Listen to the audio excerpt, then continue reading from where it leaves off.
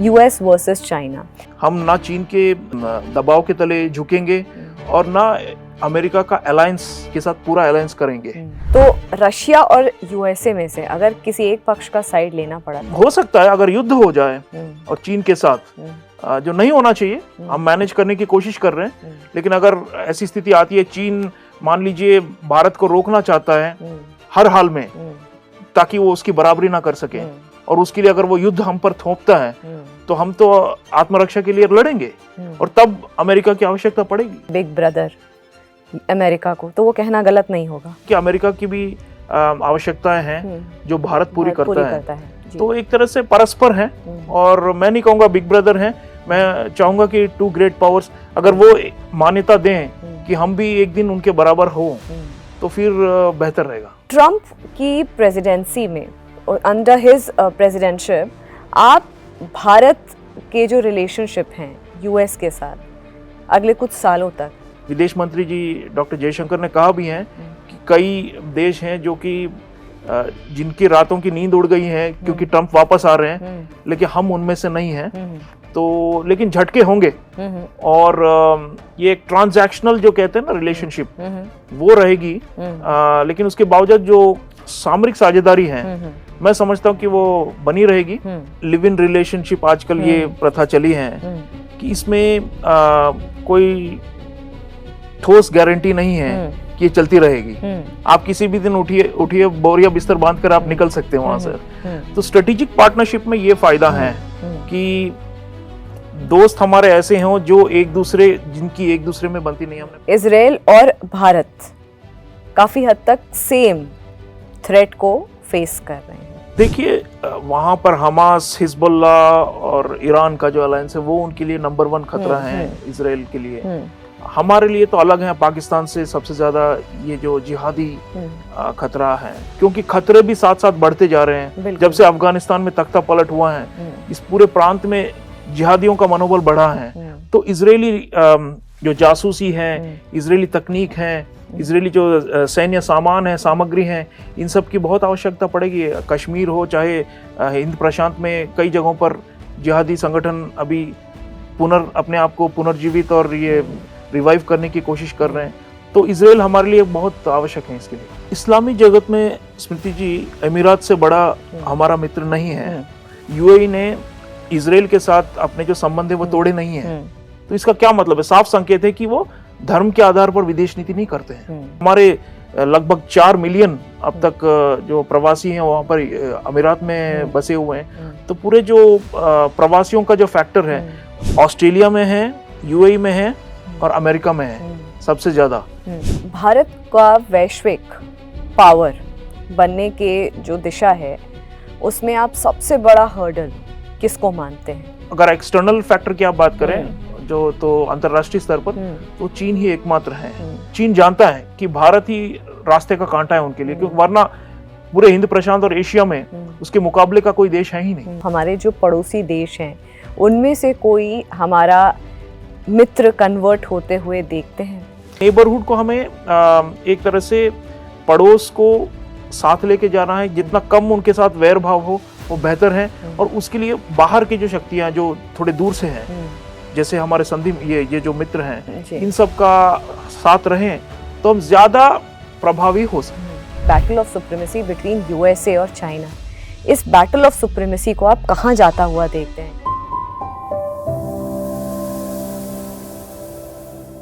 नमस्कार, जागरण मंथन में आप सभी का स्वागत है। मैं हूँ स्मृति रस्तोगी।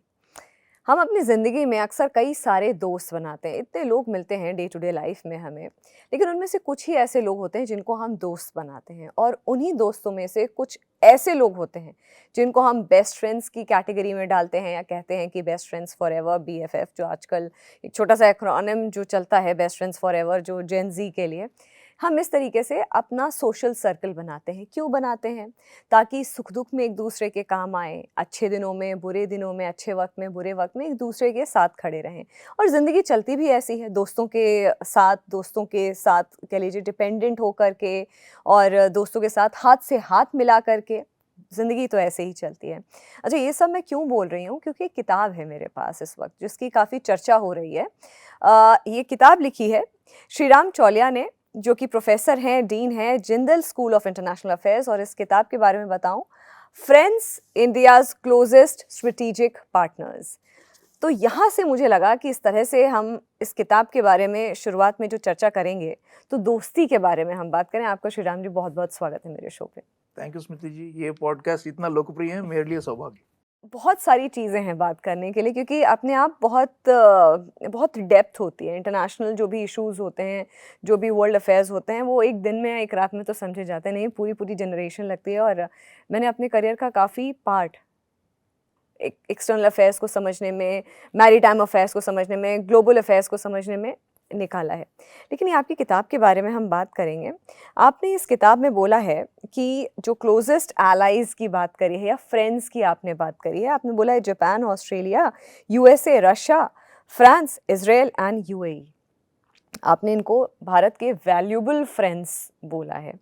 सबसे पहले मैं आपसे समझूंगी कि जब आप दोस्त बोलते हैं, मैंने जैसे बोला सुख दुख के साथी, अच्छे वक्त बुरे वक्त के साथी, मैं स्ट्रेटेजिक पार्ट में आती हूँ बाद में, लेकिन आपने खाली इन्हीं 7 कंट्रीज़ को भारत का दोस्त क्यों बताया? अच्छा, एक और विषय की जो इंटरेस्टिंग बात जो विषय पर ये है कि हमारे कोई भी इमीडिएट नेबर्स नहीं है इसमें, ना बांग्लादेश, ना श्रीलंका, ना नेपाल, ना यहाँ पे पाकिस्तान, ना उधर टच करता हुआ अफगानिस्तान, कहीं पर कोई भी नहीं, ना चाइना, कोई नहीं। ये 7 एक्सक्लूसिव दोस्त हैं। जी स्मृति जी, मानदंड जिसके आधार पर मैंने ये 7 देशों का चयन किया है, ये 3 हैं। सबसे पहले भारत के साथ आर्थिक जो लेन देन है, कारोबार है, ये बहुत ही उच्च स्तर की होनी चाहिए जी। दूसरा, सैन्य और जो भू राजनीतिक जो कोऑर्डिनेशन जो हम कहते हैं, तालमेल, ये भी बहुत ही ऊंचे स्तर की होनी चाहिए। और तीसरा, इनके माध्यम से भारत का जो प्रभाव है वो न केवल एशिया या हिंद प्रशांत में लेकिन पूरे विश्व में फैले। और ये एक तरह से जैसे पायदान है और इनके माध्यम से भारत का अभ्युदय हो। तो अगर इन मानदंडों के हिसाब से देखा जाए तो मेरा मानना है कि ये 7 जो है ये अनिवार्य हमारे लिए बहुत ही अहम है। वैसे औपचारिक तौर पर विदेश मंत्रालय ने तो लगभग 36-37 सामरिक साझेदारियां पर हस्ताक्षर कर रखे हैं। और इनके अलावा अन्य भी देश हैं और कुछ संगठन भी है, जैसे यूरोपीय संघ है, आसियान है, उनके साथ भी हमने स्ट्रेटेजिक पार्टनरशिप जो कहते हैं वो साइन किए हुए हैं। लेकिन मेरा मानना है कि वर्तमान दौर में और कुछ हद तक पीछे भी अगर आप जाएं तो इन देशों का साथ रहा है।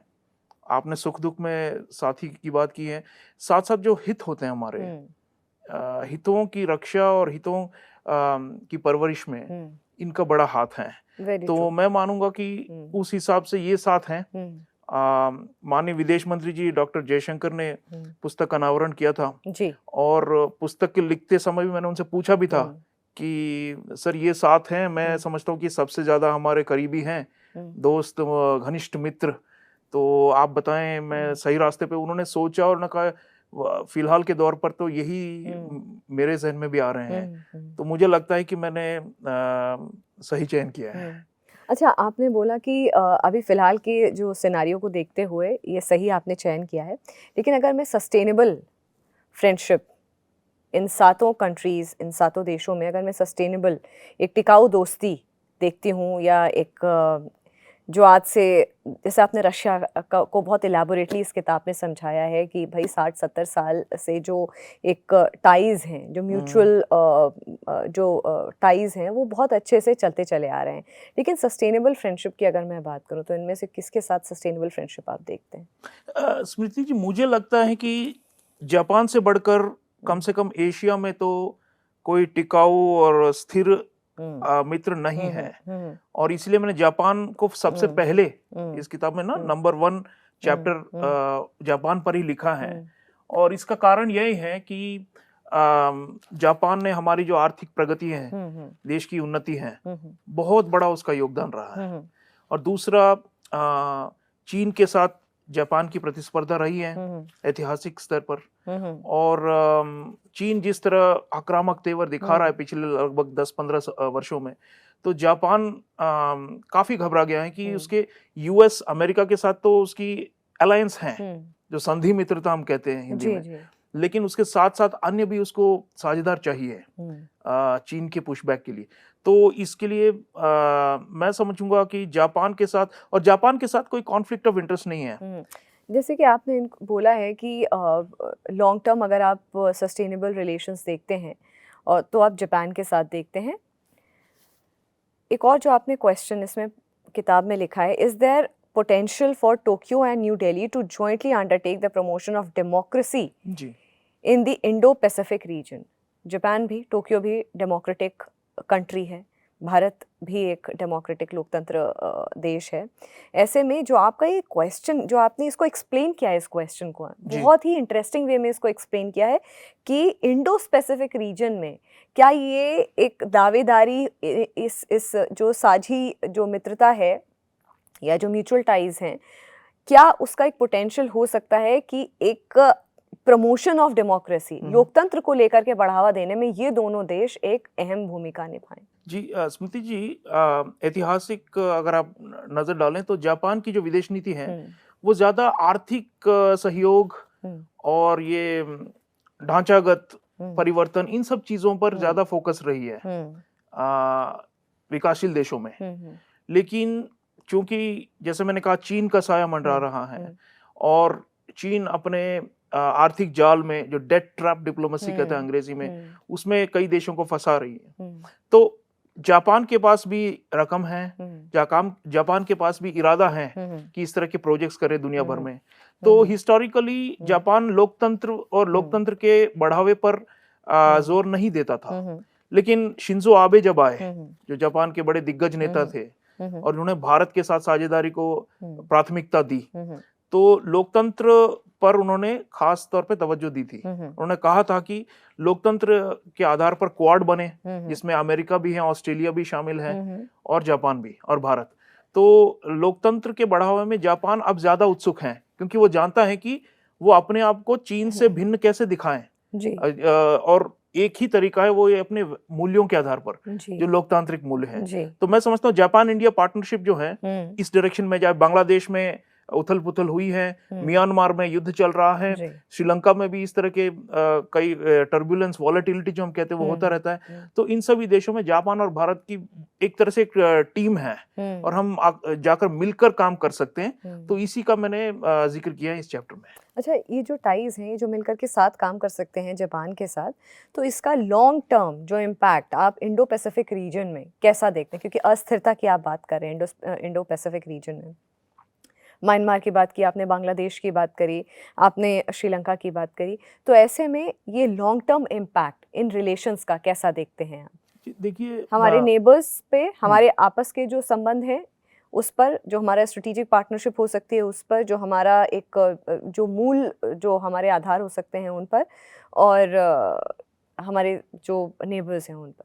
जी देखिए, इन देशों में एक तो फाइनेंशियल स्टेबिलिटी नहीं है, काफ़ी अस्थिर है, और दूसरा यहाँ पर तख्ता पलट वगैरह होता रहता है, और जो स्टेट की जो लेजिटिमेसी है वो वीक है सोसाइटी में। कई ऐसे जो तबके हैं जो मानते नहीं है सेंट्रल गवर्नमेंट को, और उसके खिलाफ बगावत वगैरह होती है, जैसे म्यांमार हम देख ही रहे हैं, अफगानिस्तान है। तो मैं मानता हूँ जापान और कुछ हद तक ऑस्ट्रेलिया और यूएस, जो कि अगले चैप्टर्स में मैंने उनका पूरा विवरण दिया है, इन सभियों के साथ मिलकर हम इन्हें स्टेबलाइज कर सकते हैं। और एक क्वाड के तौर पर हमने एक संगठन बनाया है, एक गठबंधन, तो उसके अंतर्गत भी हमारे कई ऐसे इनिशिएटिव्स हैं। क्योंकि कई लोग समझते हैं कि क्वाड सिर्फ चीन का मुकाबला करने के लिए एक सैन्य, एक अलायंस है, लेकिन वो नहीं है। इसमें सिविलियन, जो असैनिक, जो काफी तत्व हैं इसमें, और इसमें मान लीजिए स्वास्थ्य हैं, ये ढांचागत इंफ्रास्ट्रक्चर बिल्डिंग है, और इसके अलावा एजुकेशन है, शिक्षा, और क्लाइमेट चेंज, जलवायु परिवर्तन से निपटने के लिए ये सभी जो देश हैं ये काफी स्ट्रगल कर रही हैं। तो इनके लिए जापान, भारत, ऑस्ट्रेलिया, अमेरिका, ये चार अगर मिलकर एक विकल्प पेश करें क्योंकि दूसरी तरफ चीन है जो पैसे फेंक रहा है और जो वहां पर एक तरह से जो लॉयल्टी जो कहते हैं ना वो खरीदने की कोशिश में है अपने बेल्ट एंड रोड इनिशिएटिव वगैरह से। तो मेरा मानना है कि इन मित्रों के माध्यम से हम एक विकल्प पेश कर सकते हैं और इसका लॉन्ग टर्म इम्पैक्ट यही होगा कि जो विकासशील देश हैं, कम विकसित देश हैं, वो लाचार ना हो जाए और चीन के जाल में पूरी तरह ना फंस जाए। आप जानते हैं कई देश हैं जो कि कर्ज के बोझ के तले दबे हुए हैं और जिन्हें पूरे बहुत सारे दशक लगेंगे इस कर्ज को चुकाने में चीन को। तो इस सब से निपटने के लिए हमारे पास उतने रकम तो है नहीं, लेकिन इन बाकी देशों के साथ अगर हम मिलकर कुछ पहल लें तो एक तरह से विकल्प सामने आएगा। और इस विकल्प से क्या होगा कि बैलेंस ऑफ पावर हम कहते हैं कि शक्ति का संतुलन जो है पूरे प्रांत में बना रहे। अच्छा, जैसे कि अब चाइना और पाकिस्तान एक साथ एक टीम में मिल करके, खासकर जो सीपेक है जिस तरह से उस पर काम हो रहा है, और कहीं ना कहीं आपने बोला कि एक डेड पॉलिटिक्स होती है, डेड पॉलिटिक्स भी होती है इंटरनेशनल, जब आप इंटरनेशनल अफेयर्स की बात करते हैं, जब आप वर्ल्ड पॉलिटिक्स की बात करते हैं, तो ऐसे में ये जो भारत के जापान के साथ जो रिलेशनशिप है वो उसको भी काउंटर करने में किस हद तक काम कर सकता है? जी देखिए, जैसे मैंने कहा जापान है, बाकी जो क्वाड कंट्रीज हैं, इन सभी में इंडो पैसिफिक की क्योंकि मैं बात कर रही हूँ, जी बिल्कुल, उसको हम इंडो पैसिफिक हिंद प्रशांत में देखिए हमारे कुछ उसूल हैं। हम जो कंडीशनैलिटीज जो हम कहते हैं, शर्तें, वो इस प्रकार की नहीं देते जैसे चीन करता है।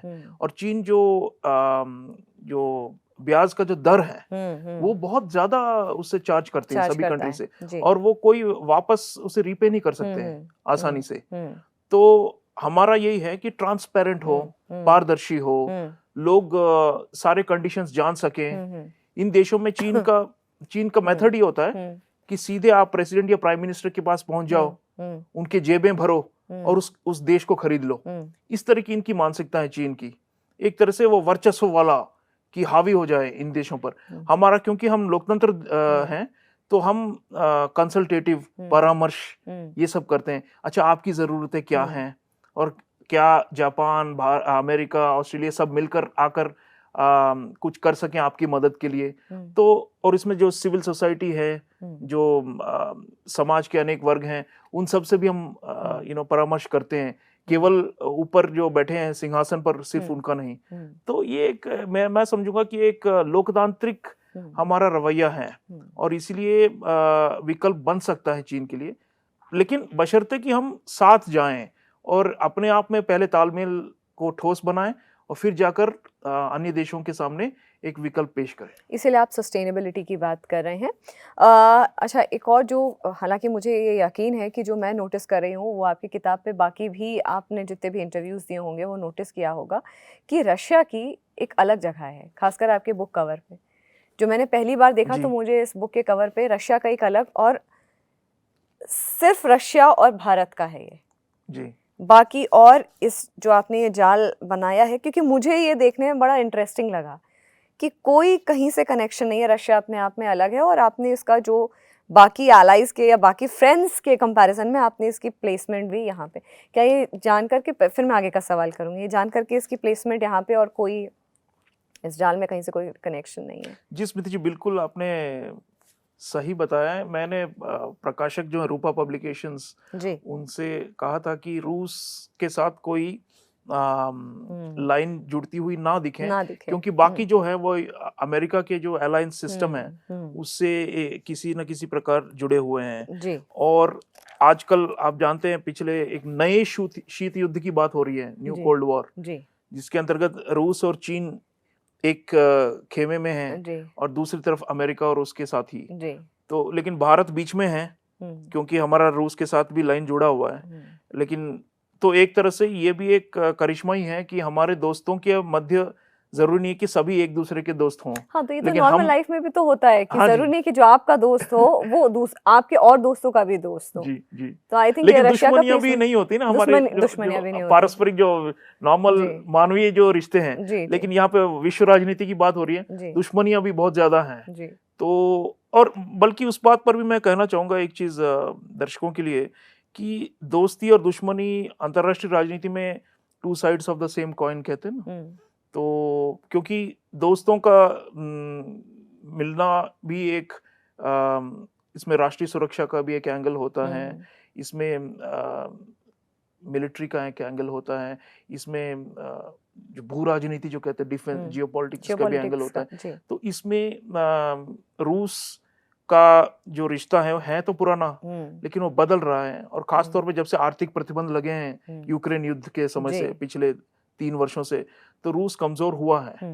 लेकिन उसके बावजूद उसकी आवश्यकता हमें है, और हमने जो बाकी जो मित्र हैं हमारे, अमेरिका और उसके जो अलायंस सिस्टम, उन्हें समझा बुझाया है और बताया है कि रूस के साथ हमारी जो रिश्ते हैं वो उनके खिलाफ नहीं है, बल्कि ये अलग कारणों के वजह से रूस के साथ हम जुड़े हुए हैं। तो ये भी अपने आप में लोग कहते हैं कि बैलेंसिंग एक्ट है, कि भारत अंग्रेजी में कहावत है ना, hunting with the hounds and running with the hare, ये दोनों करता है। और लेकिन उसका फायदा ये होता है कि हम अलग अलग खेमों से आर्थिक और सैन्य लाभ प्राप्त कर सकते हैं। अगर हम एक खेमे में सीमित रह जाएं, या मान लीजिए हमने कल अमेरिका के साथ अलायंस बना ली, जो फॉर्मल संधि मित्रता कहते हैं, स्ट्रेटेजिक पार्टनरशिप से भी हायर स्तर की होती है वो, अगर वो कर लिया तो हमारे जो ऑप्शंस हैं वो काफी सीमित हो जाएंगे। तो ये जरूरी है कि हम सभी पक्षों के लिए अपना द्वार खोलकर रखें, कम से कम जब तक हम महाशक्ति ना बन जाए। क्योंकि इस किताब में मेरा मानना है कि भारत महाशक्ति बनेगा, लेकिन अभी उसमें समय है, 10, 15, 20 साल शायद और लगेंगे हमें उस चीन और अमेरिका की बिल्कुल बराबर मानने के लिए। तो तब तक हमें इन सभी द्वारों को खोलकर रखना होगा, ताकि अनेक अनेक विषय, देखिए इस इशू पर रूस की आवश्यकता हो सकती है, इस इशू पर ऑस्ट्रेलिया की आवश्यकता हो सकती है, इस इशू पर इजराइल की आवश्यकता हो सकती है, वगैरह वगैरह। तो end of course you can not keep all your eggs in one basket. हाँ जी, वो जोखिम भी है जी, वो जोखिम भी है। और देखिए, जो स्ट्रेटेजिक ऑटोनॉमी हम कहते हैं, सामरिक जो स्वायत्तता, वो अगर बनाए रखना है तो कभी कभार पश्चिमी देशों से हम पर दबाव आ जाता है, तो तब हम दिखा सकते हैं कि हमारे आपके अलावा और भी दोस्त हैं जिनसे हम जो हमें जिसकी दरकार है वो कर सकते हैं। और वाइस वर्सा, कभी कभार जो रूस भी कभी कभी नाराज रहता है कि भारत आजकल उससे इतना हथियार नहीं खरीदता जितना पहले खरीदता था। आजकल हम फ्रांस, अमेरिका और इजराइल से ज्यादा लेते हैं कुल मिलाकर। तो लेकिन रूस भी जानता है कि अगर भारत ऐसा कर रहा है, जो विविधीकरण जो हम कहते हैं, डाइवर्सिफिकेशन, विविधीकरण के कारण रूस भी अब हमें ज्यादा फेवरेबल टर्म्स में तेल हो या हथियार वो देने के लिए तैयार है, क्योंकि हम उनके लिए बड़ा मार्केट हैं। तो मार्केट का पावर मोदी सरकार ने खास तौर पर 10-11 वर्षों में हमने हमारे जो मार्केट की जो शक्ति है कि हम बहुत बड़े खरीदार हैं, उसका भी हमने फायदा उठाया है, ताकि अनेक ये जो पक्ष हैं नए शीत युद्ध में सभी भारत को सकारात्मक दृष्टिकोण से देखें। इसीलिए आपने बार बार अपनी किताब में कौटिल्य नीति, चाणक्य नीति जिसको हम कहते हैं, कौटिल्य नीति को कोट कर करके आपने जितने भी ये चैप्टर्स 7 चैप्टर्स लिखे हैं, स्टार्टिंग विद जापान, फिर ऑस्ट्रेलिया, फिर रशिया, जो भी आपने ये चैप्टर्स लिखे हैं उनमें आपने स्टार्टिंग में और बीच बीच में कौटिल्य नीति का रेफरेंस बहुत दिया है। कौटिल्य नीति, ऑफ कोर्स चाणक्य नीति कौन नहीं समझता, लेकिन अगर मैं भारत के परिप्रेक्ष्य में इंटरनेशनल अफेयर्स, जियोपॉलिटिक्स और strategic partnership, strategic affairs, world politics में अगर मैं समझना चाहूँ कि आप कौटिल्य नीति को कैसे, और खासकर इन जो 7 मित्रों की आप बात कर रहे हैं, कैसे आप अप्लाई करते हुए आप देखते हैं? हमारी सामरिक जो सभ्यता रही है वो काफी पुरानी है। कौटिल्य तो 2000 वर्षों से पहले की बात हो रही है उनकी, और उनके बाद ये कामांडक, शुक्र, कई ऐसे बड़े बड़े मेधावी थे जिन्होंने इन सब पर व्याख्यान लिखे हैं। तो मैंने उनका इस्तेमाल इसलिए किया है ये दिखाते हुए कि भारत में परिपक्वता है कि मित्रों और शत्रुओं इन दोनों का जो खेल होता है, परस्पर खेल जो अंतर्राष्ट्रीय राजनीति कहते हैं, वो हम समझते वो हमारे खून में दौड़ता है। और ये पहले के जो साम्राज्य हुआ करते थे, मौर्य साम्राज्य, गुप्त साम्राज्य वगैरह, उन्होंने भी ये खेल खेला था जो आज नेशन स्टेट भारत है वो भी करता है। तो कौटिल्य के संदर्भ में एक मैं बताना चाहूँगा, उन्होंने सप्तांग थ्योरी है उनका, और किस प्रकार से अंतर्राष्ट्रीय राजनीति या जो उस समय के राज्यों के बीच या साम्राज्यों के बीच जो प्रतिस्पर्धा थी, इसे कैसे खेला जाए, इस पर उन्होंने काफी कुछ लिखा है। तो दो विकल्प उन्होंने समझा है। मान लीजिए आप बहुत ही कमजोर देश हैं या राज्य हैं, और आपके सामने शक्तिशाली देश हैं या राज्य हैं, तो आप उससे कैसे निपटें। तो दो तरीके हैं। एक उन्होंने कहा कि आप एक तरह से अपने आप को उनके सामने झुक जाइए, सरेंडर कर लीजिए उसको। आजकल हम बैंड वैगनिंग बोलते हैं अंग्रेजी में उसको। आपने इस वर्ड का भी यूज किया है। जी, बैंड वैगनिंग होता है। तो उससे क्या होता है कि आप अपनी स्वायत्तता खो देते हैं, लेकिन आपको एक आसरा मिल जाता है जिससे आपकी रक्षा होती है अन्य बड़े राज्यों से, लेकिन आप जूनियर ही रहेंगे और आप उससे ऊपर नहीं उठ सकते हैं। और अगर आप इन देशों में देखिए, इजराइल है, जापान है, यूएई है, ऑस्ट्रेलिया है, कई ऐसे देश हैं जो कि मान चुके हैं कि अमेरिका का आसरा आवश्यक है और कुछ हद तक हम उनके छत्र छाया में रहेंगे और सरवाइव करेंगे। लेकिन भारत सिर्फ सर्वाइवल की बात नहीं कर रहा ना, भारत अपने आप को एक महाशक्ति बनाना चाहता है। तो उसके लिए जरूरी है, कौटिल्य दूसरी बात कहते हैं, द्वैधी भाव। पूरी तरह सरेंडर करने के बजाय आप एक शक्तिशाली राज्य के साथ मित्रता बढ़ाइए ताकि जो दूसरी शक्तिशाली राज्य है उसका प्रतिभार हो, काउंटर बैलेंस। तो ये एक मैं एक छोटा सा नमूना दे रहा हूं दर्शकों के लिए कि कौटिल्य नीति में, चाणक्य नीति में ये प्रतिभार का प्रिंसिपल है। और वो कहते हैं कि प्रतिभार से ना आपको ऊपर उठने के बहुत सारे ये अपॉर्चुनिटीज बने रहेंगे। लेकिन अगर आप संश्रय जो कहते हैं, विच इज बैंडवैगनिंग, अगर आप संश्रय में चले जाएं तो फिर आप उससे आगे आपका कोई उत्थान नहीं होने वाला है। तो भारत के लिए देखिए, आज भी हमारा यही महामंत्र है कि लीडिंग पावर जो हम कहते हैं कि अग्रणी शक्ति बननी है, महाशक्ति बननी है। तो कौटिल्य नीति का आज भी प्रासंगिक है। अच्छा, मैं रशिया के बारे में ही बात करूं क्योंकि बहुत अच्छा आपने चैप्टर्स का आपने हेडिंग भी बहुत अच्छी दिया है, the long bear hug, Russia and India against all odds. All odds मतलब ये वही है जो आप अभी एक्सप्लेन, हम लोग बात भी कर रहे थे, इतने सालों से जो उनके साथ जो हमारे कॉर्डियल रिलेशंस चलते आ रहे हैं, हमारे जो अच्छे संबंध चलते चले आ रहे हैं, उनके लिए आपने उनके संदर्भ में ये जो हेडिंग है उस तरीके से, मैं यही अगर समझूं तो इसका मतलब यही है। अच्छा, आपने एक और जो है क्वाड्रेंगल की जो बात आपने मेंशन भी की, रशिया, यूएसए, चाइना, इंडिया, ये क्वाड्रेंगल की जो बात आपने मेंशन की है किताब में कि इसका मेजर इम्प्लीकेशन अगर फ्यूचर रिलेशनशिप या friendship of Moscow and new Delhi, Bharat और मॉस्को के बीच में, रशिया के बीच में अगर हम दोस्ती पर इसका, इस क्वाड्रेंगल का, रशिया, चाइना, यूएसए, इंडिया, इसका क्या हम कैसे समझें? जी, इसका तात्पर्य यही है स्मृति जी कि हम चाहते हैं कि रूस चीन पर अत्यधिक निर्भरता ना करें, लेकिन क्योंकि पश्चिमी आर्थिक प्रतिबंध जब से लगे हैं रूस पर, तो रूस भी एक तरह से एक जैसे कोने में घसीट दिया गया है, तो उसके पास विकल्प कम है। और वो अगर आज के संदर्भ में देखें तो चीन पर बहुत ज्यादा निर्भर है। और जिसका मतलब ये है कि एक जमाने में हम रूस को चीन के काउंटर बैलेंस, चीन के प्रतिभार के लिए भी रूस की तरफ देखते थे। अब सवालिया निशान ये लग गया है कि क्या रूस अभी भी हमारे साथ रहेगा अगर चीन के साथ मान लीजिए युद्ध हो जाता है, चीन के साथ फिर से गलवान जैसे झड़प होते हैं और उसके बाद फिर से दोनों आमना सामना हो जाता है, सैन्य आमना सामना। तो ये एक सवालिया निशान, इसलिए मैं इसको क्वाड्रेंगल या एक तिकड़ी तो अब लोग कहते ही हैं, यूएस, चाइना और भारत का त्रिकोणीय, लेकिन मैंने उसको थोड़ा चतुर्भुज के लेवल पर मैंने दिखाया है और यही कहा है कि अगर पश्चिमी विदेश नीति में दूरगामी सोच हो तो वो उन्हें करना चाहिए कि रूस और चीन को किसी तरह इतने आत्मीय जो इनके जो बन रहे हैं, एक अलायंस के तौर पर लगभग हो रहा है, उसे तोड़ा जाए और उसे कम से कम रूस को कुछ हद तक चीन से दरकिनार किया जाए। तो इसी में हमारी भी भलाई है। तो तभी मैं ये समझा रहा था कि कॉम्प्लेक्स है, ये जटिल है।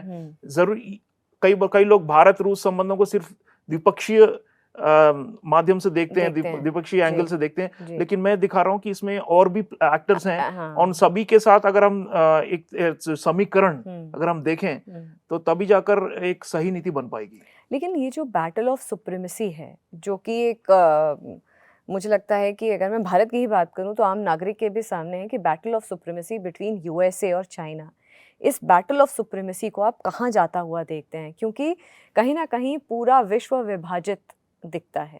भारत की बात ना करूं, भारत अपने एक अलग बाइनोक्युलर से, एक फ्यूचरिस्टिक पर्सपेक्टिव से अपने जो कदम है वो रख रहा है, लेकिन जो पूरा एक वर्ल्ड पॉलिटिक्स में एक डिवाइड है, मेजर डिवाइड है, यूएस वर्सेस चाइना, इसका आप क्या इम्प्लीकेशन देखते हैं वर्ल्ड पॉलिटिक्स में और भारत के लिए? इसमें एक बड़ा बदलाव मैं देख रहा हूँ कि पहले लोग कहते हैं कि भारत स्विंग स्टेट है, यानी कि वो कभी इस तरफ या कभी उस तरफ झुक सकता है। वो जो संशय की हमने बात की कौटिल्य नीति के आधार पर कि किसी बड़ी शक्ति के तंबू के नीचे आकर वहां अपना बसेरा करें, ढूंढता है। हाँ, लेकिन आजकल हम कह रहे हैं कि हम स्विंग स्टेट नहीं, हम लीडिंग पावर बनना चाहते हैं। और इसका यही मतलब है कि हम इनकी बराबरी करना चाहते हैं। हम ना चीन के उसके दबाव के तले झुकेंगे और ना अमेरिका का अलायंस के साथ पूरा अलायंस करेंगे।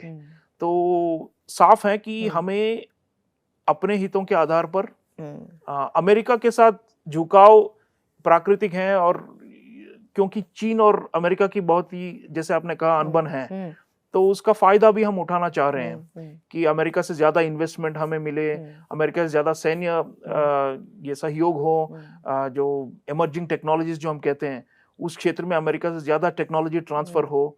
और ये तभी संभव है अगर वो नया शीत युद्ध जिसकी बात हम कर रहे हैं, चाइना वर्सेस यूएसए, ये कायम रहे। तो पहले हम तटस्थ रहा करते थे, नॉन अलाइनमेंट कहा करते थे, गुट निरपेक्षता वगैरह, अब वो जमाना नहीं है। अमेरिका की तरफ हमारा झुकाव रहेगा क्योंकि चीन बिल्कुल हमारे सामने खड़ा है और चीन हम पर ज्यादा ये जो दबंग रवैया अपना रहा है और हम पर बहुत सारे राष्ट्रीय सुरक्षा खतरे पैदा कर रहे हैं। तो इस सिलसिले में अमेरिका के साथ झुकाव रहेगा हमारा, लेकिन अमेरिका के साथ पूरा वो जो जापान की तरह या ऑस्ट्रेलिया की तरह हम पूरा अलायंस तो नहीं करेंगे। ये जो सामरिक साझेदारी है, स्ट्रेटेजिक पार्टनरशिप, यही बनी रहेगी, क्योंकि फुल अलायंस जैसे मैंने कहा उसके जोखिम है। जोखिम की बात तो चलिए सही है, लेकिन अगर कोई ऐसी सिचुएशन आ गई कि भारत को साइड लेना पड़ा, एक पक्ष लेना पड़ा, रशिया, चाइना, यूएसए, तो रशिया और यूएसए में से अगर किसी एक पक्ष का साइड लेना पड़ा तो उसका इम्पैक्ट या उसका इम्प्लीकेशन, या ये संभव है? पहला सवाल तो ये कि क्या ये संभव है, ऐसा होना चाहिए, और अगर होता है तो उसका इम्पैक्ट और इम्प्लीकेशन क्या रहता है भारत के लिए? देखिए, अभी मैंने एक मिसाल दी है किताब में, जैसे S-400 मिसाइल सिस्टम थी, वो अमेरिकन नहीं चाहते थे कि हम रूस से खरीदें, लेकिन हमारी आवश्यकता थी चीन के प्रतिवार के लिए, LAC पर, बॉर्डर पर, तो हमने लिया है। और लेकिन साथ साथ अमेरिका से भी हम बहुत ही अत्याधुनिक हथियार ले रहे हैं, जैसे प्रीडेटर ड्रोन है, वो अभी समुद्री क्षेत्र में नेवी के लिए भी हम इस्तेमाल कर रहे हैं। तो एक तरह से हम सभी को खुश रखते हैं अगर आप उनके नजरिए से देखें। ऐसा नहीं कि किसी को पूरी तरह मायूस कर दिया और किसी एक पक्ष में बैठे हैं, तो वो समझते हैं, क्योंकि वो जमाना गया जबकि उनके तरफ से हुक्म आते हैं और भारत उसका अमल कर ले। मुझे लग रहा है कि अब हम ऐसी स्थिति में हैं कि हम वो have the cake and eat it too बोलते हैं अंग्रेजी में, तो उस प्रकार की हमने अपना एक अस्तित्व बना लिया है। तो मुझे नहीं लगता कि ये ऐसा कभी ब्लैक एंड व्हाइट या इस तरफ या उस तरफ वाली परिस्थिति होगी। लेकिन युद्ध अगर होता है चीन के साथ, फिर तो सवाल ये है कि क्या ये सामरिक साझेदारियां हैं। मैंने पुस्तक में भी सवाल उठाए हैं, ये ओपन एंडेड क्वेश्चन है कि क्या ये सामरिक साझेदारी पर्याप्त हैं या फिर हमें अलायंस की आवश्यकता पड़ेगी। और इतिहास में आप देखें 1971 में बांग्लादेश युद्ध के समय हमने सोवियत संघ के साथ एक अलायंस ही किया था, treaty of peace and friendship कहा गया था। हालांकि हम गुटनिरपेक्षता की बात करें तब हमारा झुकाव सोवियत संघ की तरफ था, तो आज हमारा झुकाव अमेरिका की तरफ है जो वर्तमान परिस्थितियों के। तो हो सकता है अगर युद्ध हो जाए और चीन के साथ, जो नहीं होना चाहिए, हम मैनेज करने की कोशिश कर रहे हैं, लेकिन अगर ऐसी स्थिति आती है, चीन मान लीजिए भारत को रोकना चाहता है हर हाल में ताकि वो उसकी बराबरी ना कर सके, और उसके लिए अगर वो युद्ध हम पर थोपता है तो हम तो आत्मरक्षा के लिए लड़ेंगे और तब अमेरिका की आवश्यकता पड़ेगी, तो निसंकोच हम उनका साथ देंगे।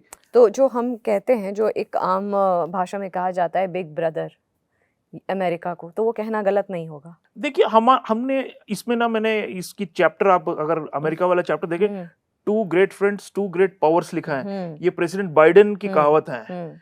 तो अमेरिका की एक त्रुटि अगर आप कह लीजिए या जो भी, ये है कि वो सभी देशों को अलायंस के नजरिए से देखता है, यानी कि मैं केंद्र में हूं और ये सब जो है हब एंड स्पोक्स जो कहते हैं ना, ये लोग जो हैं ये सब मेरे दरबार में बैठे हैं, तो इनकी ये एटीट्यूड रहती है। तो जापान और ऑस्ट्रेलिया, इजराइल वगैरह देश ऐसे देश हैं जो कि मानते भी हैं कि अमेरिका से बढ़कर उनका कोई एलाय है नहीं, लेकिन भारत अलग कैटेगरी में है, हमने अलायंस नहीं साइन की है इनके साथ। तो बिग ब्रदर तभी हो सकते हैं अगर हम अलायंस साइन करें, तो एक बराबरी का रिश्ता, तो एक बड़े शक्ति और उभरते शक्ति के बीच में बराबरी, अब सैन्य और आर्थिक स्तर पर देखें तो बराबरी नहीं है, हम अभी अमेरिका से पीछे हैं।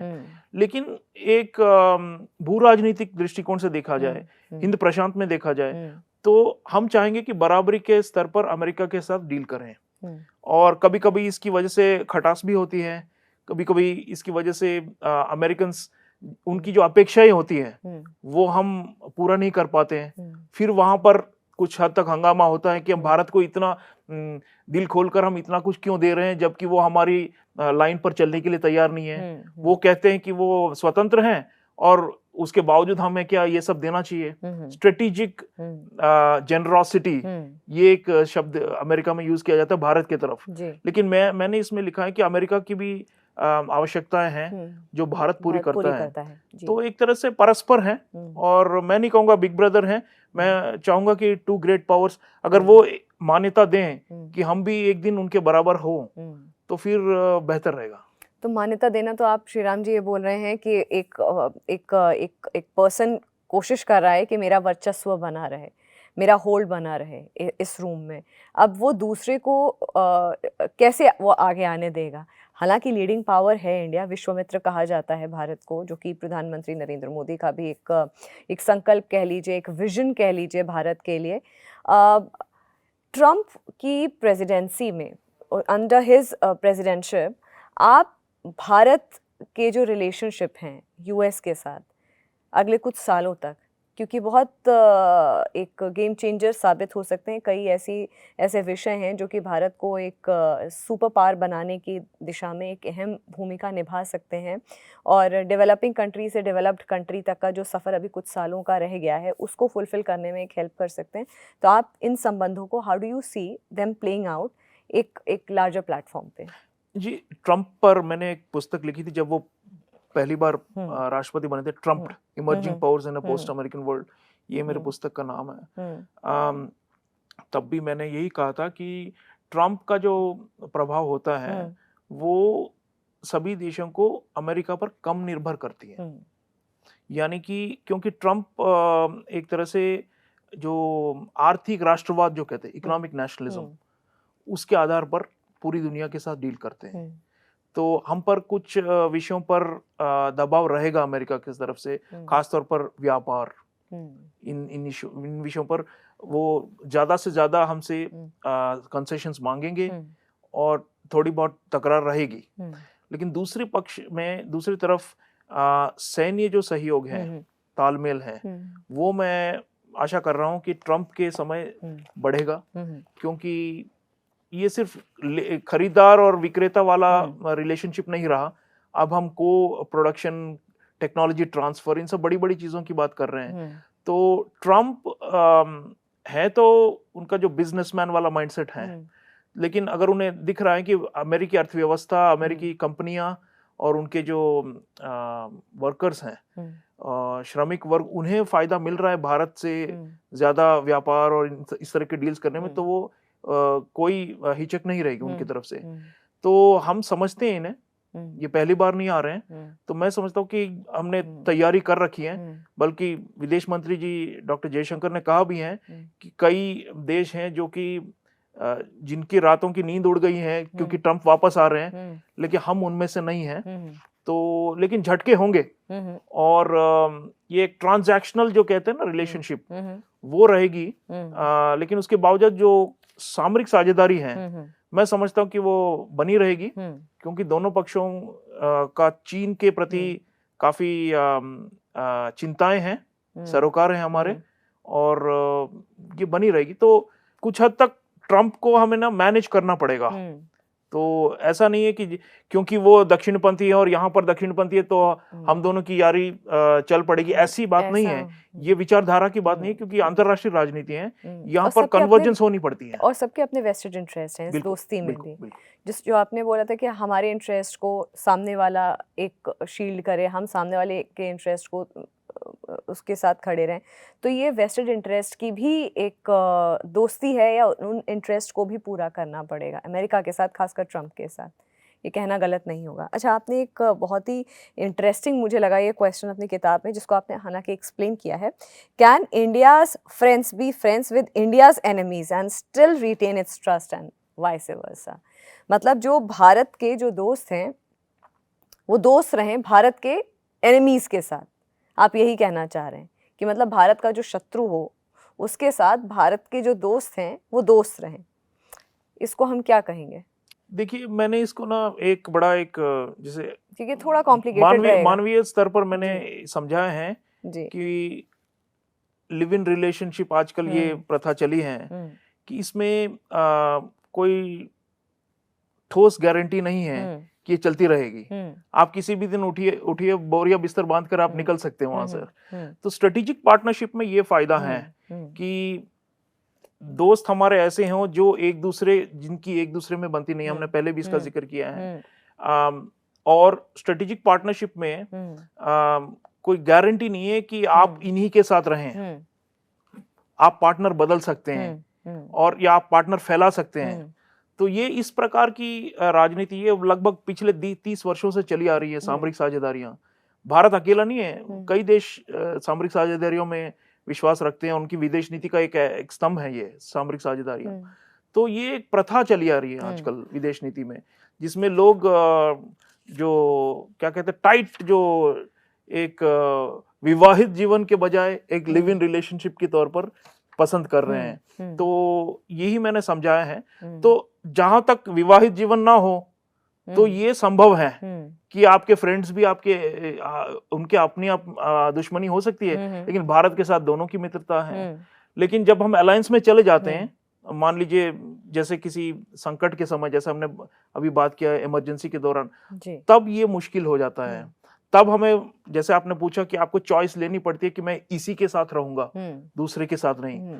तो देखिए, संदर्भ ऐसा बन सकता है अंतर्राष्ट्रीय राजनीति, जैसे इस प्रकार युद्ध बढ़ते जा रहे हैं, तनाव बढ़ते जा रहे हैं, तो हो सकता है आप 5-10 सालों में देखिए प्रतिस्पर्धा अगर और बहुत ही दमदार हो जाए तो इस प्रकार की भी चुनौतियां आ सकती हैं। फिलहाल के लिए ये जो बैलेंसिंग एक्ट जो हम कह सकते हैं वो कायम रह सकता है। अच्छा, इजराइल के साथ जो भारत के संबंध हैं वो बहुत पॉजिटिव लाइट में हमेशा से देखे गए हैं। ऐसे में आपने अपनी एक स्टेटमेंट इस किताब में लिखा है कि इजराइल और भारत काफ़ी हद तक सेम थ्रेट को फेस कर रहे हैं। जी हाँ, देखिए वहाँ पर हमास, हिजबुल्ला और ईरान का जो अलायंस है वो उनके लिए नंबर 1 खतरा है इजराइल के लिए। हमारे लिए तो अलग है, पाकिस्तान से सबसे ज़्यादा ये जो जिहादी खतरा है, लेकिन क्योंकि जिहादी जो संगठन हैं उनकी कोई सीमा ही नहीं होती, वो विश्व भर, क्योंकि उनका जो सोच है वो ये है कि दुनिया भर में एक उम्मा है, एक कम्युनिटी है और सभी को एक दूसरे की मदद करनी चाहिए। और सभी, तो तभी ये लोग कहते हैं जिहादी की फलस्तीन से लेकर कश्मीर से लेकर चेचनिया से लेकर फला फला इलाकों में हर जगह हमें आज़ादी की लड़ाई लड़नी है ना। ये ग्लोबल है, इनकी जो वैश्विक सोच है। इसलिए इजराइल और भारत ने खास तौर पर जो मुंबई हमले हुए थे 2008 उसके बाद जो आतंकवाद के विरुद्ध जो अभियान चलाया है और जो सहयोग बढ़ाया है, इंटेलिजेंस शेयरिंग, ये सब काफ़ी एडवांस्ड है। और मिलिट्री ये जो सैन्य सहयोग है, मॉनिटरिंग, सर्वेलेंस, इन सब की आवश्यकता है, वरना इन गुटों को हराना इतना आसान नहीं है। तो खासतौर पे आधुनिक जो तकनीक के साथ ये लोग अपने गतिविधियां चला रहे हैं। तो इजराइल के साथ इसलिए ये जो नेचुरल एक तरह से आप कह सकते हैं फ्रेंडशिप है। और मोदी सरकार के समय ये बाहर निकल कर आई है। पहले हम पर्दे के पीछे इजराइल के साथ सहयोग करते थे, तो भारत की जो घरेलू राजनीति थी उसमें काफी परिवर्तन हुए हैं मोदी युग में। तो अब हम इजराइल के साथ खुल्लम खुल्ला ये दोस्ती निभा रहे हैं। और कई ऐसे विषय हैं इसमें, चैप्टर में मैंने समझाया है कि इजराइल जो हमें देने के लिए इच्छुक हैं वो दुनिया में कोई देश नहीं है। इवन अमेरिका से जो नहीं मिलती हैं वो इजराइल से मिलता है हमें। तो मैं मानता हूं कि चाहे जो भी हो जाए वहां पर युद्ध, हम नहीं चाहते कि वहां पर दक्षिण पूर्व में या मध्य एशिया में युद्ध चलता रहे। हमने एक बैलेंस पोजीशन ही लिया है इन सब विषयों पर। लेकिन जो आपस के जो परस्पर हित हैं इजराइल और भारत के, वो मिलते हैं और इस पर हमें कोई ढिलाई नहीं देनी चाहिए, क्योंकि खतरे भी साथ साथ बढ़ते जा रहे हैं। जब से अफगानिस्तान में तख्ता पलट हुआ है, इस पूरे प्रांत में जिहादियों का मनोबल बढ़ा है। तो इजरायली जो जासूसी है, इजरायली तकनीक है, इजरायली जो सैन्य सामान है, सामग्री है, इन सब की बहुत आवश्यकता पड़ेगी। कश्मीर हो चाहे हिंद प्रशांत में कई जगहों पर जिहादी संगठन अभी अपने आप को पुनर्जीवित और ये रिवाइव करने की कोशिश कर रहे हैं।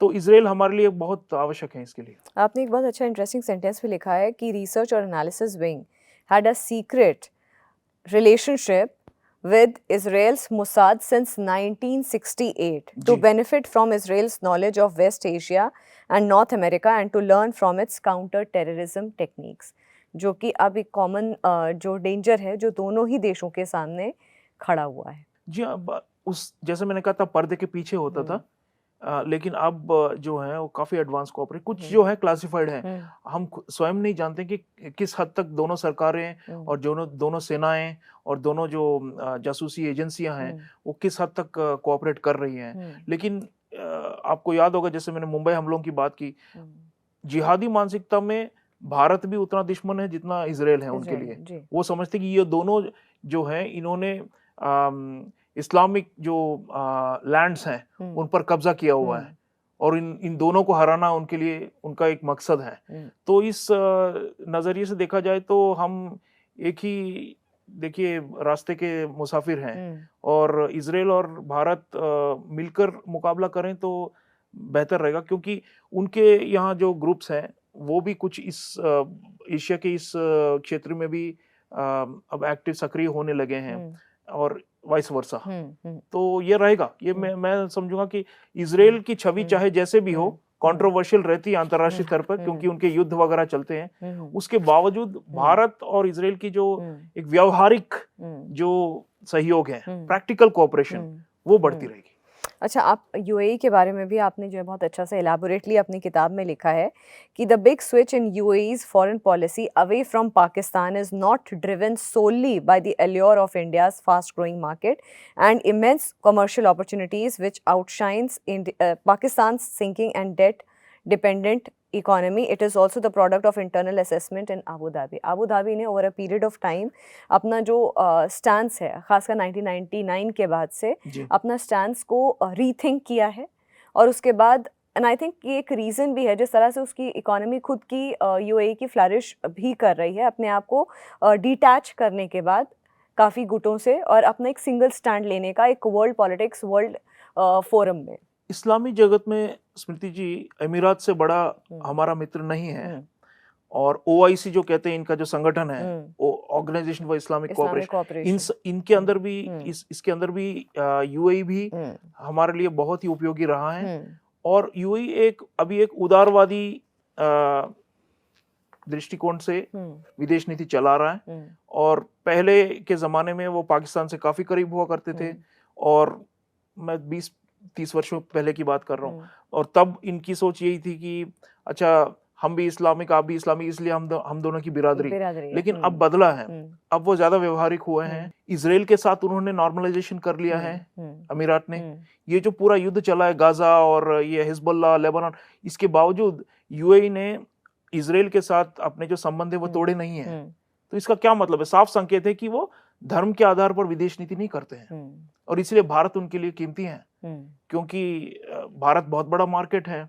और यूएई के जो रूलर हैं मोहम्मद बिन जायद, वो एकमात्र ऐसे विश्व स्तर के लीडर हैं जिन्हें प्रधानमंत्री नरेंद्र मोदी मेरे भाई कहते हैं, और किसी को नहीं कहते हैं। और इसका कारण ये है कि वहां से निवेश आ रहा है, कश्मीर में निवेश कर रहा है अमीरात। एक इस्लामिक देश भारत में आकर कश्मीर में भारत का जो पोजीशन है उसे मजबूत कर रहा है। उससे बड़ा क्या संकेत जा सकता है कि ये धार्मिक विषय है ही नहीं, है ना? तो आप सिंबॉलिक तौर पर देख लीजिए या इकोनॉमिक, मिलिट्री, इन सभी मायनों में यूएई हमारे लिए खास है। और तभी प्रधानमंत्री इतनी बार जाते हैं और वहां से यहाँ पर आना जाना होता है। सहयोग बहुत ही गहरा हो रहा है। और ये एक तरह से मुंह तोड़ जवाब भी है, क्योंकि पाकिस्तान चाह रहा था कि यूएई और सऊदी अरब, ये जो खाड़ी के जो दिग्गज हैं, इन दोनों को अपने पक्ष में रखे धार्मिक युद्ध के नाम पर। वो नहीं हो रहा है। तो भारत ने एक तरह से, चीन का प्रतिबार तो क्वाड से होता है, ये जो जिन देशों का हमने पहले जिक्र किया था, और पाकिस्तान का प्रतिबार हम यूएई और कुछ हद तक सऊदी अरब के साथ, अभी कतार के साथ भी हमने संबंध बना लिए, कुवैत के साथ बना लिए। ये सभी जितने काफी धनी राज्य हैं, छोटे हैं, लेकिन इनका काफी प्रभाव है। तो यूएई को मैंने खास इस पुस्तक में उसका विवरण किया है, क्योंकि अमीरात के साथ जितनी तालमेल जितना हमारा बढ़ा है, वो शायद किसी और खाड़ी के देश के साथ भी नहीं है। और अमीरात समझता है कि जो उदारवादी इस्लाम है, सूफीवादी और वगैरह वगैरह, यही उनके लिए स्थिर है। और अगर दूसरे जो रेडिकल इस्लाम जो हम कहते हैं, अगर उसका बढ़ावा हो तो वहां पर तख्ता पलट भी हो सकता है। तो ये उनके लिए नामंजूर है टोटल। तो इसलिए भारत के पक्ष वो इसलिए भी झुकते कि एक हमारे यहाँ जो मॉडरेट इस्लाम है वो ही उनके लिए जायज है। और दोनों पक्षों के बीच कल्चरल एक्सचेंजेस भी बढ़ रही हैं। तो ओवरऑल हमारे लगभग 4 मिलियन अब तक जो प्रवासी हैं वहां पर अमीरात में बसे हुए हैं। तो पूरे जो प्रवासियों का जो फैक्टर है, ऑस्ट्रेलिया में है, यूएई में है और अमेरिका में है सबसे ज्यादा। ये भी मैंने इसका वर्णन किया है, कैसे प्रवासियों के माध्यम से ये जो सामरिक साझेदारियां वो और मजबूत होती जा रही हैं। भारत का वैश्विक पावर बनने के जो दिशा है, उसमें आप सबसे बड़ा हर्डल किसको मानते हैं?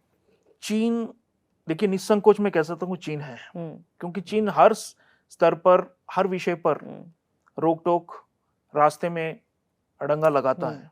और चीन नहीं चाहता कि हम उसकी बराबरी कर सकें। तो अगर एक्सटर्नल फैक्टर की आप बात करें, जो तो अंतर्राष्ट्रीय स्तर पर, तो चीन ही एकमात्र है। और चीन का बड़ा एक साफ है कि अच्छा, अमेरिका के साथ हमारी प्रतिस्पर्धा रहेगी। कुछ विश्व के कुछ हिस्सों में अमेरिका का प्रभाव है, कुछ में हमारा है, और हम एक बाइपोलर वर्ल्ड ऑर्डर जो कहते हैं ना कि इसमें 2 शक्ति केंद्र हो, वो उसके लिए ठीक है। लेकिन चीन नहीं चाहता कि तीसरे चौथे नंबर पर जो हैं आज, वो उसके साथ बराबरी पर आ जाएं। और खासतौर पे एशिया पे वो बिल्कुल नहीं चाहता। एशिया में वो चाहता है कि एक ही राज करें, जो कि वो स्वयं है। तो मुझे लगता है कि लॉन्ग टर्म में यही रहेगा। और इसी चैलेंज, ये जितने मित्र हैं हमारे, जिसका मैंने वर्णन किया है इस पुस्तक में, वो ज्यादातर चीन के प्रतिभार के लिए हैं। और कुछ खुलकर कहते हैं कि हम चीन के विरुद्ध हैं, कुछ कहते हैं कि चीन के साथ हमारे सरोकार हैं, लेकिन हम भारत के साथ मिलकर एक सटल तरीके से, not direct and in your face, वो प्रतिबार करेंगे। तो मैं समझता हूँ कि चीन की मंशा, चीन की जो तानाशाही जो सिस्टम है, और उनकी जो शी जिनपिंग जो फिलहाल उनके जो लीडर हैं, उनकी जो प्रवृत्ति है वो वर्चस्व का है, वो उपनिवेशवाद का है। तो और उनकी जो माइंडसेट, वो जो जिस स्तर पर वो उसकी इकोनॉमी आज आ गई है, वो समझते हैं कि अमेरिका के साथ हम किसी तरह निपट लेंगे, लेकिन जो छोटे देश हैं उनसे उन पर हमारे जो जो विल है, इम्पोज अवर विल, उन पर थोपना है और उन्हें हमारे कहे हुए रास्ते पर ही चलना होगा। तो ये प्रेशर के, दबाव की जो राजनीति है, ये चीन भारत पर भी करता है, अन्य वियतनाम है, फिलीपींस है, जापान है, पूरे हिंद प्रशांत में कई अनेक देश हैं जिन पर चीन दबाव डाले जा रहा है। विकासशील जगत की आप बात करें, अफ्रीका है, वहां पर इनका डेट ट्रैप डिप्लोमेसी चल रहा है। कई देशों में तो ऐसा है कि उनकी जो पूरी जो राष्ट्रीय आय है, जीडीपी जो हम कहते हैं, उसके 25-30% चीन के कर्जे में है। तो चीन का लॉन्ग टर्म यही है कि अमेरिका के साथ गुजारा हो जाए, या फिर अमेरिका से भी आगे पहुंचकर नंबर 1 बन जाए हम दुनिया में। तो ऐसी मानसिकता वाले देश के साथ हमारी कैसी बनेगी? क्योंकि हम, जैसे हमने कहा, कौटिल्य नीति के हिसाब से हम संशय नहीं करेंगे, हम द्वैधिभाव करेंगे, विच मीन्स काउंटर बैलेंसिंग। तो चीन जानता है कि भारत ही रास्ते का कांटा है उनके लिए, क्योंकि वरना पूरे हिंद प्रशांत और एशिया में उसके मुकाबले का कोई देश है ही नहीं। तो मैं समझूंगा कि चीन से निपटना हमारी विदेश नीति का सबसे बड़ी चुनौती रहेगी, और इसीलिए इन दोस्तों का हाथ जो है वो अत्यावश्यक जरूरी हो जाता है। अच्छा, आखिरी सवाल इस शो पे आपसे पूछूंगी, क्या आप हमारे जो पड़ोसी देश हैं उनमें से कोई हमारा मित्र कन्वर्ट होते हुए देखते हैं? पाकिस्तान की बात नहीं करूंगी मैं, बांग्लादेश, क्योंकि एक ज्वलंत, एक बहुत ही बर्निंग इशू है। बांग्लादेश एक अपने आप में एक जूझ रहा है वो देश। मैं म्यांमार की बात करती हूँ, मैं आपसे भूटान की बात करती हूँ, नेपाल, इधर मैं आपसे श्रीलंका की बात करती हूँ। हमारे जो ईस्टर्न साइड के जो कंट्रीज़ हैं उनमें आप, साउथ ईस्ट और ईस्टर्न साइड पे जो कंट्रीज़ हैं उन पे आप किसको देखते हैं? देखिए, सामरिक साझेदारियाँ हमारी कई हैं, वियतनाम के साथ हैं, इंडोनेशिया के साथ हैं, इमीडिएट नेबर्स। देखिए, इमीडिएट नेबर्स को हम के साथ हमने औपचारिक तौर पर कभी भी सामरिक साझेदारियां हस्ताक्षर नहीं किया है, क्योंकि इनके प्रति हमारा अलग रवैया रहता है कि भारत एक बड़ा देश है और एक उदार देश है, जिसकी जो आर्थिक प्रगति है, की सैन्य शक्ति है, वो छोटे देशों पर उन पर हावी होने के लिए नहीं है, लेकिन उनके साथ साझा करने के लिए। तो ये हम चाहेंगे कि एक वर्चुअस सर्कल जो हम कहते हैं अंग्रेजी में, वो बने। तो इसीलिए मैंने किसी पड़ोसी देश को, नाम आपने लिखा ही नहीं है, नहीं लिखा। बांग्लादेश, जब शेख हसीना की सरकार थी, कहा जाता था कि ये सामरिक साझेदार से भी बढ़कर हैं, लेकिन औपचारिक स्तर पर हमने कभी साइन नहीं किया है, क्योंकि इन्हें हम साथ ले जाना चाहते हैं और इनका हम नेतृत्व करना चाहते हैं। लेकिन जो बाकी जो देश हैं, उसमें दूसरा अप्रोच हमारा रहता है कि बराबरी है या फिर हमसे बढ़कर है वो। तो मैं समझूंगा कि नेबरहुड को भी अगर हमें कंसोलिडेट करना है भारत के हितों के रक्षा के लिए, तो ये जो बाकी जो देश हैं इन्हें भी लाना बेहतर रहेगा। तभी हमने चर्चा की थी कि कैसे जापान, अमेरिका वगैरह के साथ मिल, ऑस्ट्रेलिया की बड़ा, ये जो दक्षिण पूर्व एशिया है वहां पर काफी उसका बोलबाला है, तो ऑस्ट्रेलिया के साथ मिलकर कैसे तालमेल बढ़ाया जाए। तो मैं समझूंगा कि नेबरहुड को हमें एक तरह से पड़ोस को साथ लेके जाना है, जितना कम उनके साथ वैर भाव हो वो बेहतर है। और उसके लिए बाहर की जो शक्तियां जो थोड़े दूर से हैं, जैसे हमारे संधि, ये जो मित्र हैं, इन सब का साथ रहें तो हम ज्यादा प्रभावी हो सकते हैं। बहुत बहुत आपका धन्यवाद श्रीराम जी, आपने अपनी किताब के बारे में इतनी विस्तार से चर्चा, डिकोड करी अपनी ये किताब हमारे शो पे, और मुझे लगता है कि हमारे व्यूअर्स को भी ये चर्चा बहुत इंटरेस्टिंग लगेगी। देखिए, जियोपॉलिटिक्स अपने आप में इतना एक विस्तृत सब्जेक्ट है, जैसा कि मैंने पहले भी बोला कि एक दिन या एक रात में सब्जेक्ट को कवर नहीं किया जा सकता। मेरे तो आपके साथ बहुत सारे इंटरेक्शंस रहे हैं, बहुत साल पहले भी, और लगभग 10 साल पहले, मैं 10 साल बाद मैं अब आपसे दोबारा मिल रही हूँ एक चर्चा के दौरान। तो लगातार ये चर्चाएँ, मतलब it helps you grow as a professional also इस सब्जेक्ट में। तो बहुत बहुत आपका धन्यवाद इसको डिकोड करने के लिए, इसको समझाने के लिए विस्तार से। धन्यवाद स्मृति जी, ये पॉडकास्ट आपका चलता रहे। आपने 100 इसके एपिसोड कर रखे हैं, तो इसके लिए खास बधाई। और जिस प्रकार आपके श्रोता जुड़े रहते हैं और सीखते हैं आपसे, ये आज के दौर में पत्रकारिता में बड़ा कम देखा जाता है। तो मैं चाहूँगा कि आपका शो इसी तरह आबाद रहे और बढ़ता रहे। बहुत बहुत धन्यवाद आपका। फिलहाल जागरण मंथन में इतना ही। नमस्कार।